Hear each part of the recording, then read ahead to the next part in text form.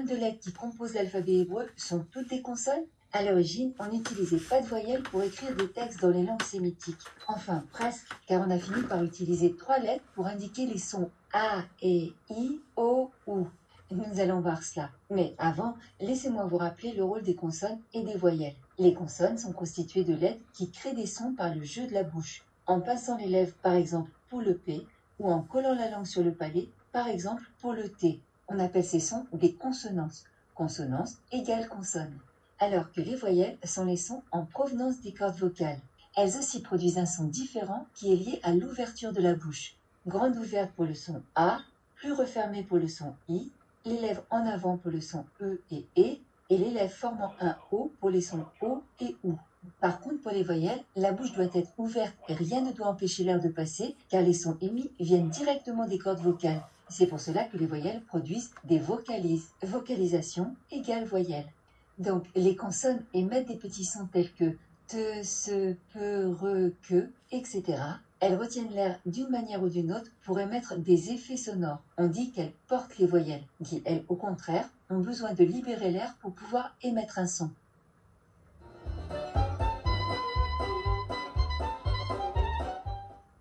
Comme je vous le disais, on a fini par utiliser 3 lettres pour exprimer les voyelles A, E, I, O et OU.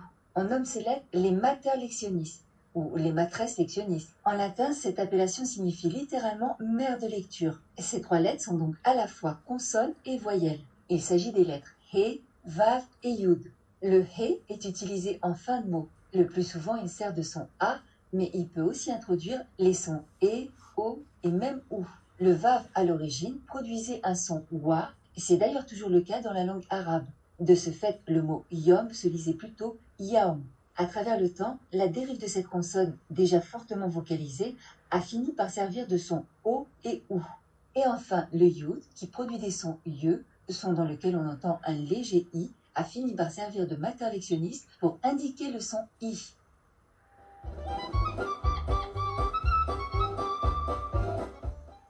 Toutefois, il est évident que le Aleph aussi peut servir de voyelle. Aujourd'hui, il se contente de couper les sons lorsqu'il est placé en début de syllabe. Et dans ce cas, il porte une voyelle, ce peut être n'importe laquelle. Mais c'est aussi le cas de la lettre Aïn dans l'hébreu moderne, car elle aussi a perdu beaucoup de sa consonance. Et tout comme le Aleph, lorsqu'elle est en début de syllabe, elle coupe légèrement le son, bien que parfois un peu moins que le Aleph. Et bien sûr, dans ce cas, elle aussi porte une voyelle. Évidemment, les plus puristes conserveront sa prononciation originale fortement gutturale. Ceci dit, ils se font plutôt rares. On peut donc rajouter 2 lettres à notre liste de mater lectionnistes ou consonnes qui servent de voyelles. De ce fait, de nos jours, on peut dire qu'il n'y a plus 3 mais 5 lettres qui s'apparentent à des voyelles.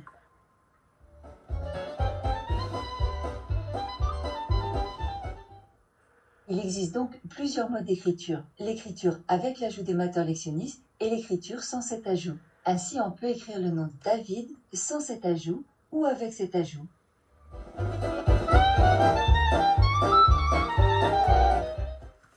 Mais là ne s'arrête pas l'histoire. Il faut ajouter à cela une méthode venue encore plus tardivement. Il s'agit du système massorétique. Vous savez, ces petits signes diacritiques que l'on peut trouver notamment dans les textes bibliques. Ce système fut élaboré par des érudits au cours du Moyen-Âge à la fin du 1er siècle avant notre ère par les massorètes issus de la Massora. Massora qui signifie littéralement tradition. Il s'agit juste d'ajouter des petits points ou mini-traits d'accentuation au-dessus, au-dessous et à côté des lettres. Notez d'ores et déjà qu'on utilise plusieurs signes pour une même voyelle. La raison à cela est qu'il existe des différences de prononciation. Mais nous n'allons pas nous encombrer avec ces différences qui ne sont plus vraiment en usage, sauf toujours pour des puristes, bien entendu.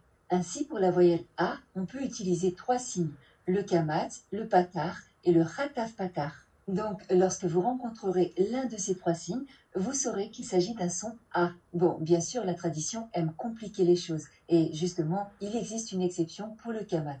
Dans certains cas relativement rares, il se prononce O. Ceci dit, nous ne rentrerons pas dans trop d'explications ici. C'est juste une information à noter dans le coin de votre mémoire. La voyelle E, qui parfois se prononce E et parfois E, s'écrit avec 3 signes. Le tséré, le ségol et le rataf ségol.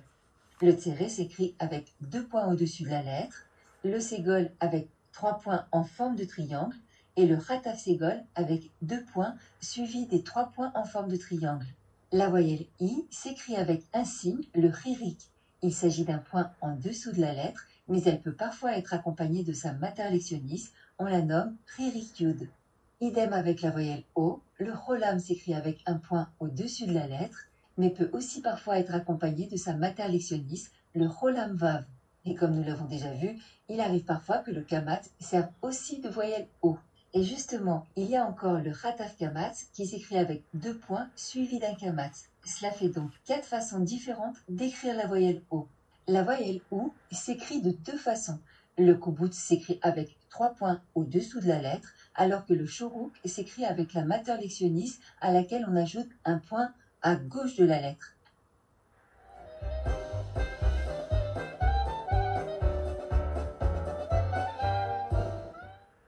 Le Sheva, qui s'écrit avec 2 points comme ceci, est un peu particulier. Il est censé indiquer une absence de voyelle. Mais comme en début de mot, c'est souvent peu esthétique, on le prononce tout de même. Dans ce cas, il émet un son « et ».